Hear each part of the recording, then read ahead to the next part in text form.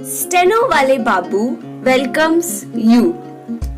Shorthand dictations in male and female voice from all sources like magazines, speeches, and editorials at various speeds up to 120 WPM for various departments like SSC, DSSSB, CRPF, Delhi Police, etc.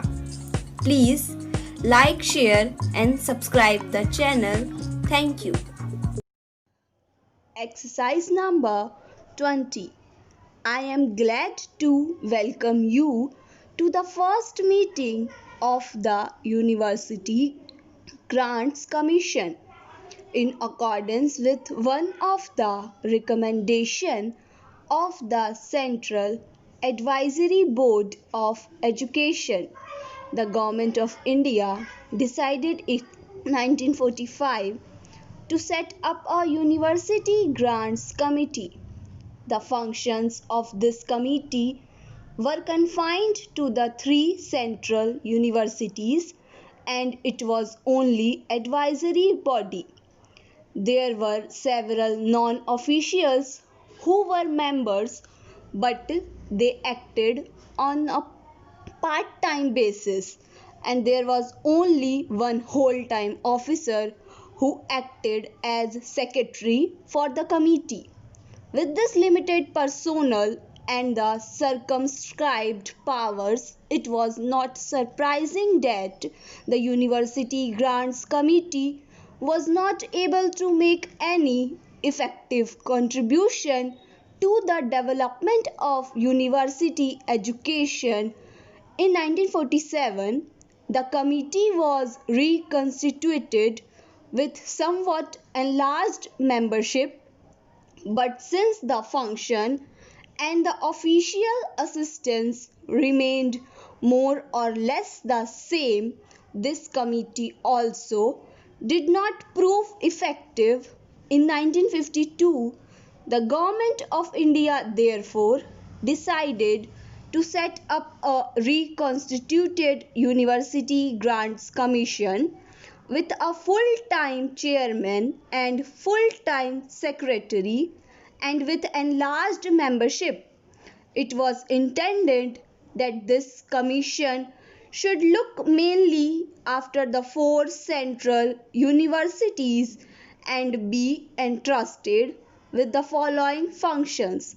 1. To advise the government on the allocation of grants in aid from public funds to the central universities. 2. To advise the government on the allocation of grants in aid to other universities and institutions of higher learning whose case for such grants may be referred to the commission by the government. And 3. To advise the universities and other institutions of higher learning in respect of any question referred by the government to the commission. After the passing of the constitution, the central government was entrusted with an important responsibility in higher education in respect of the coordination of facilities and the maintenance of standards in the universities. The government considered various measures for the discharge of this responsibility and came to the conclusion that it could be the best fulfilled by the establishment of a council of university education by an act of Parliament.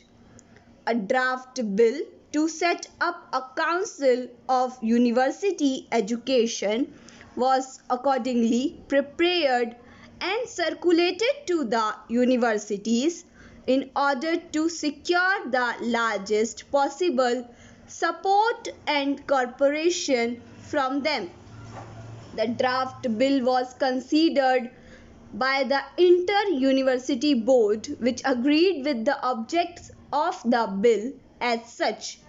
The government accepted this recommendation as it itself felt that a properly constituted University Grants Commission with enlarged powers and functions could discharge these duties more effectively.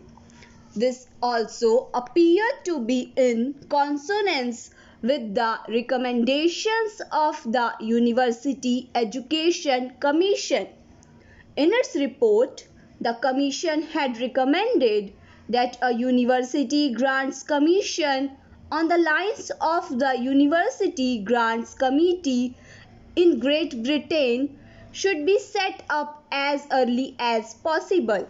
The Scientific Manpower Committee had also recommended the provision of generous grants for the development of postgraduate facilities in the universities. The government had accepted these recommendations in principle, but on account of financial stringency, no action could be taken on them at the time. After the acceptance of the 5-year plan, it was known that some funds had been provided for the improvement of university education, and the Ministry of Education considered the time appropriate for the establishment of a University Grants Commission.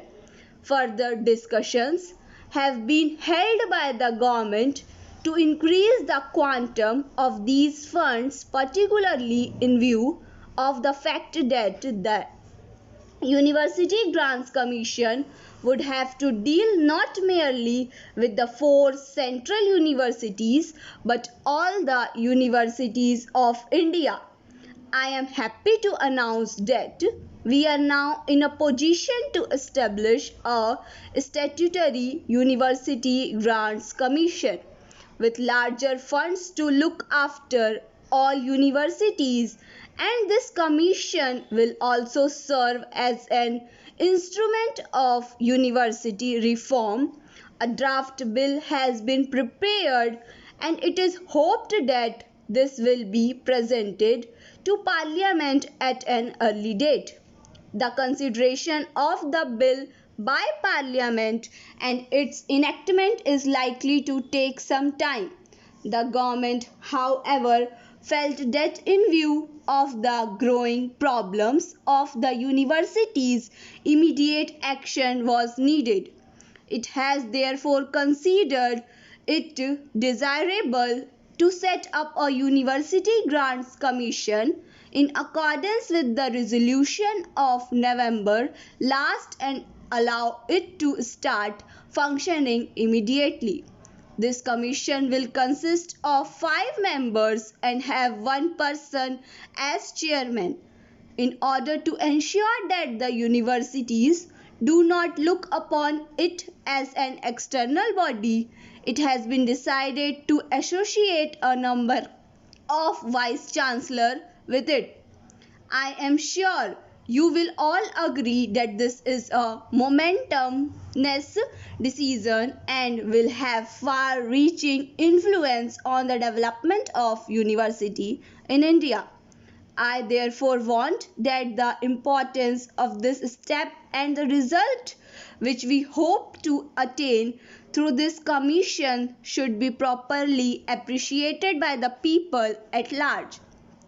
The first thing I want to make clear is that the commission will be fully free and work independently. Thank you.